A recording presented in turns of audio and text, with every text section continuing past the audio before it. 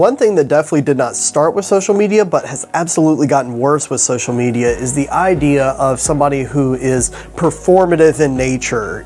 You look at our culture, and it is very performative. In a lot of ways, human beings have always been performative, where they've always sought to try to make certain that others can see how much they think or believe or support or don't support certain things. And that's always been very important to people. Social media has just kind of made it worse. This is something that I think you can especially see when individuals undergo certain tragedies, whether those are individual tragedies, whether those are kind of systemic tragedies, or whether it's some, large event has happened in the nation or the world or your community or whatever.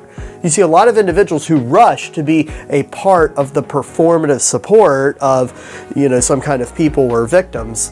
But yet, when it comes to things that they do that are actually useful, or things that they do that actually have an impact on anything, you start seeing that there's not as much going on right there. This is something that I think can be extremely dangerous, because what it does is it tricks us into thinking that maybe we're doing something, maybe we're being part of a solution, when in reality we're not. In reality, we're just shouting slogans, or we're posting something online, or we're doing things that make it look like we're really behind somebody who needs the support of other individuals, when in reality, we're just wearing a t-shirt or a bracelet or something. I think that that is something that we have to be very, very sensitive about, because the reality is that God did not call us to being good and being compassionate and being forgiving in a performative nature only. God wants us to actually have the heart of somebody who is compassionate.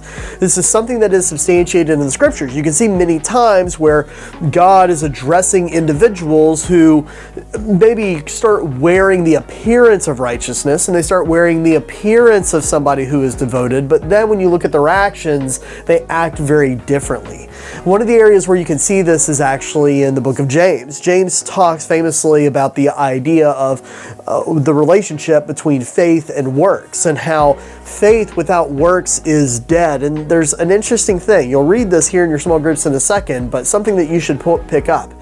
When he talks about your faith being dead, really what he's doing is he's talking about the fact that if you have a certain type of faith, if you have a faith that is real and that is genuine and that is sincere, it's going to move you to doing more than just saying and acting like you have a relationship with Christ. It's going to lead to you wanting to participate and do the things that Christ is calling you to do.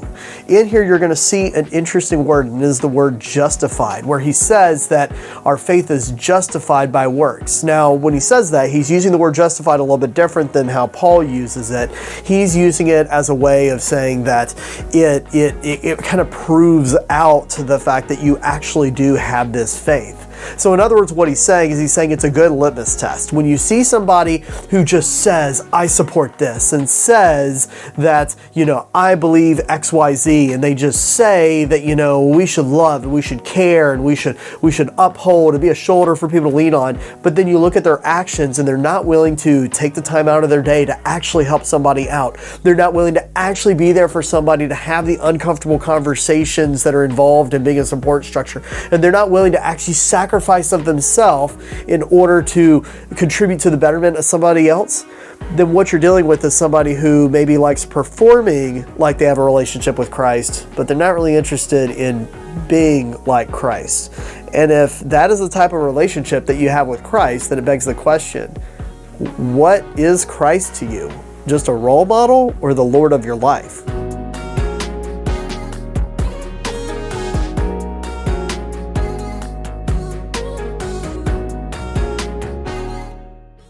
There's another danger of having this performative attitude towards life, and that is that it really leads to very hypocritical behavior. And I'm not talking about hypocritical in terms of how somebody might point at you from the outside looking in and then say, like, look, you're a hypocrite.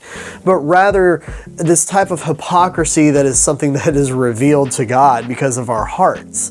You see, an individual who is after the performative benefits is somebody who is looking after something that's ultimately self-serving. You see, they they want to support something because they know that a lot of other people support that thing and they feel that makes them look good or gives them acceptance.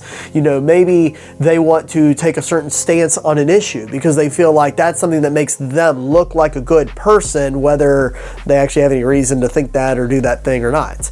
You have somebody who wants to support a cause because they go, man, everybody in my community around me is really supporting this cause, so I want to support this cause. And maybe they're not actually doing it because they have any sense of legit compassion for the individual who maybe is experiencing something, or the group who is, going through some sort of very difficult time and trial. When that happens, it's easier for people from the outside looking in, especially people who don't have a relationship with God, to look at those types of things and to say, well, what's the harm? What's the harm if another individual wants to kind of join in the chorus of individuals who are supporting a group of people or a person or a whatever, local, national level, whatever it may be? What's the harm in it? And what you end up seeing in the things that Christ tells us, especially the ways that he ends up going off on the Pharisees pretty regularly, is he points out the fact that their hearts are not in the correct place as they are doing these things. So it's not that some of the things themselves are inherently bad as much as they're being done in an insincere way. And that's really the key.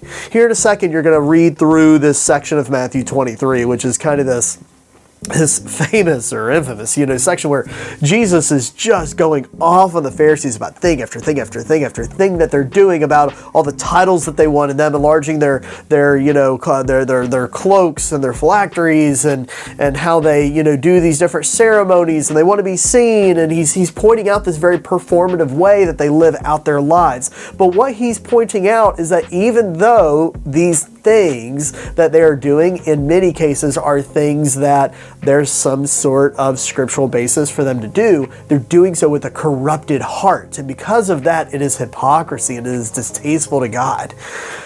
I think that is an important distinction, because if you're a Christian, you have a relationship with God, then you understand that the type of approval you're after is not the approval of individuals who are around you, individuals who are randomly out there in the world.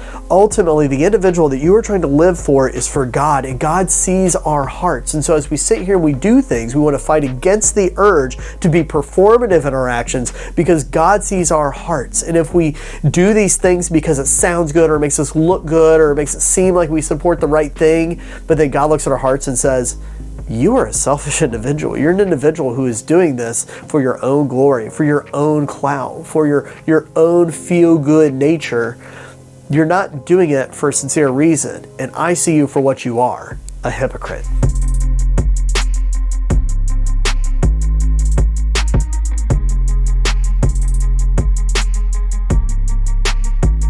As Christians, we are individuals who are called to love, to have compassion on other individuals, to show other people that love that Christ first showed us.